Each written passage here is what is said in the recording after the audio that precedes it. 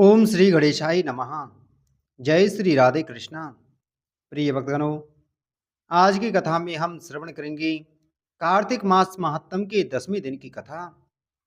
आप सभी भक्तजन इस कथा को भगवान श्री विष्णु का ध्यान करते हुए श्रद्धा पूर्वक मन लगाकर सुने। भगवान श्री विष्णु आप सभी की मनोकामना पूर्ण करेंगे और आप सभी के कष्टों को हर लेंगे। आइए शुरू करते हैं कार्तिक मास महात्म के 10वें दिन की कथा।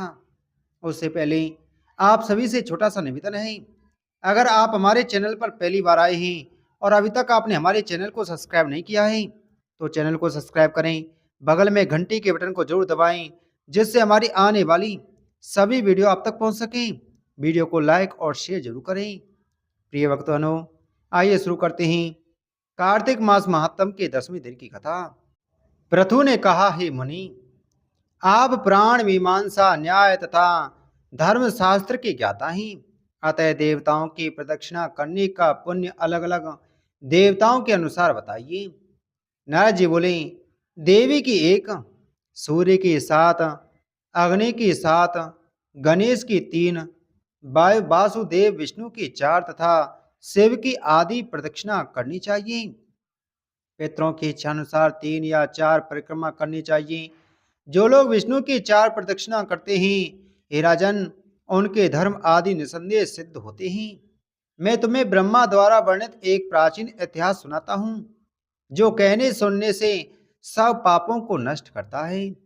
पहले वैवस्वत मनवंतर में बृहस्पति तथा देवराज इंद्र के बीच जो संवाद हुआ था उसे सुनो। एक बार समस्त भोगों तथा देव परिवार से युक्त इंद्र ने देव गुरु बृहस्पति से इस प्रकार कहा। इंद्र बोले, हे समस्त तत्वों को जानने वाले महाभाग बृहस्पति जी, प्राचीन काल में जब ब्रह्म कल्प नहीं था उस समय सृष्टि कैसे रही? इंद्र तथा देवता किस प्रकार रहे तथा उनके कर्म क्या थे, यह भी बताइए।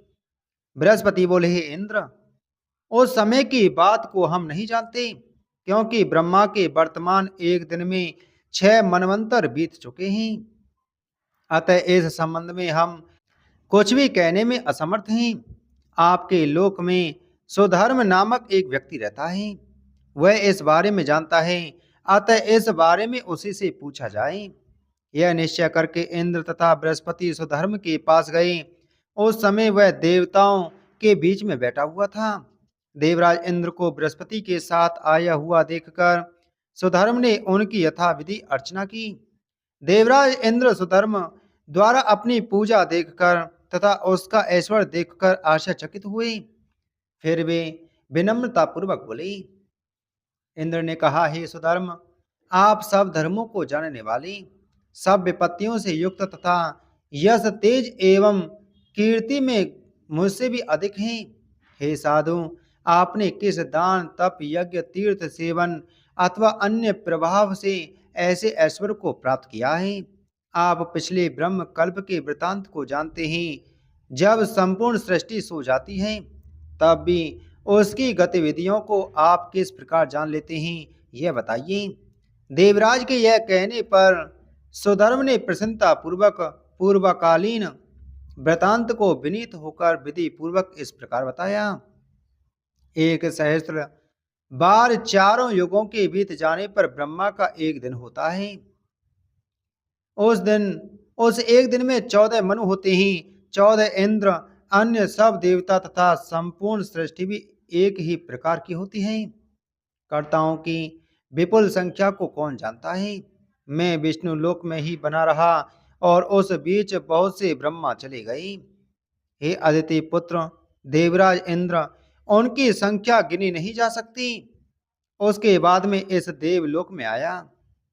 मैंने जो शुभ कर्म किए उन्हें सुनाता हूँ, क्योंकि उन्हें कहने तथा सुनने से सब पाप नष्ट होंगे। हे इंद्र, मैं पूर्व काल में एक पापी गिद्ध था तथा पृथ्वी पर रहकर खराब मांस का भोजन किया करता था। एक बार मैं विष्णु मंदिर की दीवार पर बैठा हुआ था कि बहेलिये के तीर से घायल हो मंदिर के आंगन में जा गिरा। तभी मेरे मांस का लोभी एक कुत्ता आया। वह मुझे मुंह में दबाकर अन्य कुत्तों के भय से मंदिर की प्रदक्षिणा करता हुआ भागा। मांस खाने के लोभ से अन्य कुत्ते भी उसके पीछे पीछे भागे। इस प्रकार सबके द्वारा विष्णु मंदिर की प्रदक्षिणा हो गई। उससे भगवान जगन्नाथ बड़े संतुष्ट हुए।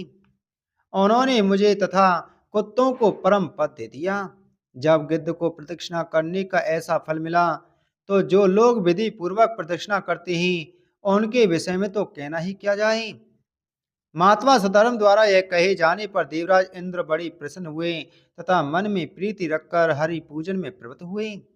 नारद जी बोले, प्रदक्षिणा जैसा पुण्य भूत और भविष्य में कोई नहीं है। कार्तिक मास में दान करने तथा प्रदक्षिणा करने से अनंत फल मिलता है।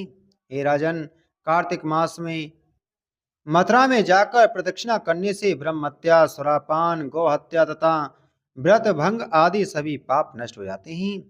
मथुरा की प्रदक्षिणा करने से सब पाप नष्ट होकर मनुष्य पवित्र हो जाता है।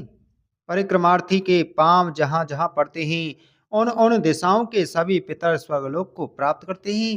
अतः हे वत्स, मथुरा की प्रदक्षिणा प्रयत्न पूर्वक करनी चाहिए।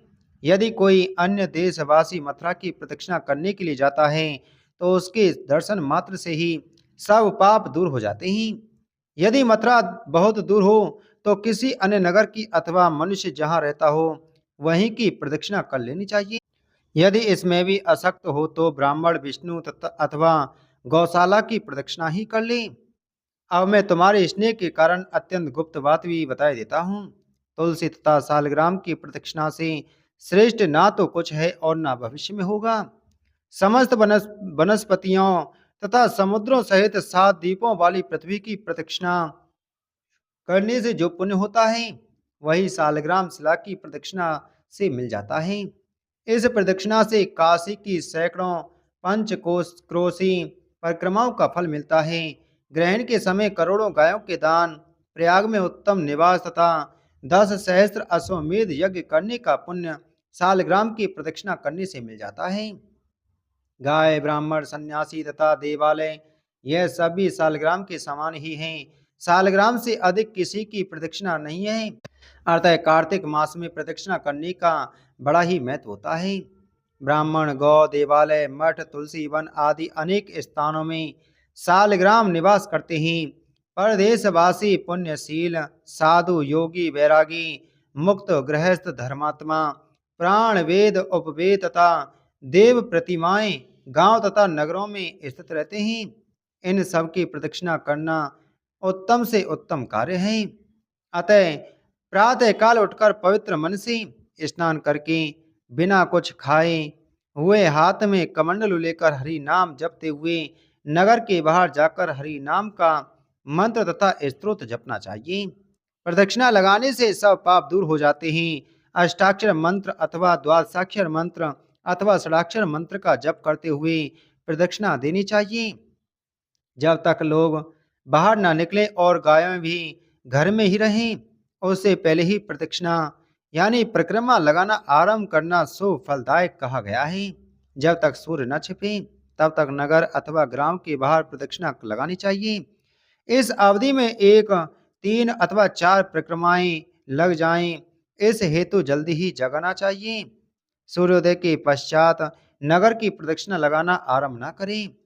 उस स्थिति में देवालय अथवा अपने घर में स्थित तुलसी के पौधे की प्रदक्षिणा लगानी चाहिए। सालग्राम की प्रदक्षिणा करने से बड़ा पुण्य होता है। उसे करके ब्राह्मणों की पूजा करे तथा उन्हें खीर का भोजन कराए। फिर उनकी प्रदक्षिणा करके दक्षिणा भेंट करें। इस प्रदक्षिणा अध्याय को जो ब्राह्मण पढ़ते हैं अथवा जो लोग भक्ति पूर्वक सुनते हैं, उन्हें श्रेष्ठ गति प्राप्त होती है। इति श्री पद्म पुराणे कार्तिक मास महात्म के अंतर्गत प्रदक्षिणा व्याख्यान तथा सुधर्म उपाख्यान नामक 10वां अध्याय संपूर्ण हुआ। बोलो कार्तिक मास महात्म की जय। बोलो विष्णु भगवान की जय।